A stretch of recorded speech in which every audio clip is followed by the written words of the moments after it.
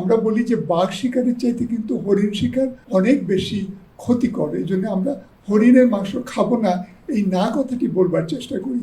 সাথে সাথে এখন নতুন করে যেটি শুরু হয়েছে সেটা হচ্ছে বিষটোপ দিয়ে মাছ ধরা। এটি সুন্দরবনে একটা সাংঘাতিক বিপর্যয় ডেকে এনেছে, কারণ হয়েছে যে ওই বিষটোপ দিয়ে যতটুকু মাছ ধরা হয় সেটা শুধু মাছই মরে না, ওই জায়গাতে অন্য নন টার্গেট স্পিসিস যেগুলো রয়েছে, যেগুলো আসলে মানুষ খায় না, যেটা এই জীবন চক্রটাকে ফাংশনাল রাখে, কার্যকর রাখে, তার সব কিছুই কিন্তু মারা যায়।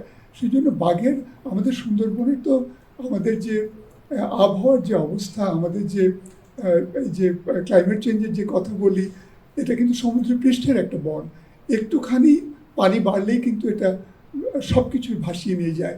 সেই জন্য বাঘের কিন্তু একটি জন্মগত বা সুন্দরবনের একটি জন্মগত ঝুঁকি তো রয়ে গেছে, তারপরে মনুষ্য সৃষ্টি এই ঝুঁকিগুলো যদি থাকে তাহলে কিন্তু বাঘ দীর্ঘদিন আমরা যে আশা করছি সে বাঘ হয়তো টিকে থাকবে না। যদি বাঘ টিকে না থাকলে তাহলে কিন্তু সুন্দরবন টিকে থাকবে না।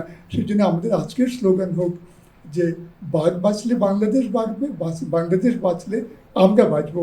এবং সে কারণেই আমরা বলি যে বাঘ আমাদের গর্ব, বাঘ সুরক্ষা করব।